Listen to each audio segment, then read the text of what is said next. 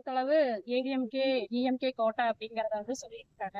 அதெல்லாம் கிடையாதுங்க. அதெல்லாம் முதல் மக்கள் ரொம்ப முழிச்சுட்டாங்க. இப்ப இந்த தடவை கண்டிப்பா தளபதி தான் வருவாரு. விசில் சின்னத்துக்கு தான் எல்லாம் ஓட்டு போடுவாங்க. போற சின்ன குழந்தைகள்ல இருந்து பெரியவங்க வரைக்கும் எல்லாருமே சொல்றாங்க. எங்க அப்பா, அம்மாக்கு கண்டிப்பா விசில் சின்னத்துல தான் ஓட்டு போட சொல்லியிருக்கேன். கண்டிப்பா போடுவாங்க. நாங்க எங்க எங்க பேர சொல்றா, என் பேத்தி சொல்றா அப்படிங்கிற ஒரு கருத்துக்கள ஃபர்ஸ்ட்டே முன் வச்சர்றாங்க.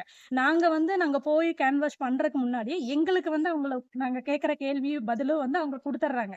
சோ இதெல்லாம் இன்னும் உற்சாகப்படுத்துது. கண்டிப்பா விசில் சின்னத்துல மக்கள் வாக்களிப்பாங்க. அதிக ஓட்டு வித்தியாசத்துல கிணத்துக்கடவு தொகுதியில விக்னேஸ்வரன் ஜெயிப்பாரு.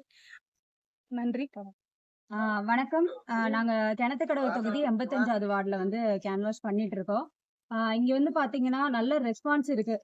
டிவிகேனாலே எல்லாருக்குமே அவர நல்ல அபிப்பிராயம் இருக்கு.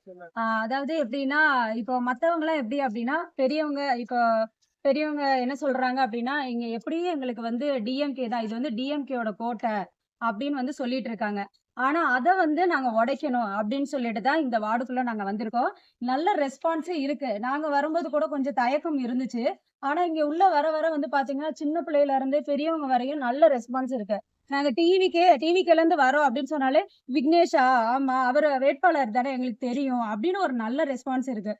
சோ அதனால கண்டிப்பா மக்கள் இந்த தடவ விசில் சின்னத்துக்கு ஓட்டு போட்டு அதிக வாக்காளர் எண்ணிக்கையில கண்டிப்பா வெற்றி பெறுவோம்னு எங்களுக்கு நம்பிக்கை இருக்கு.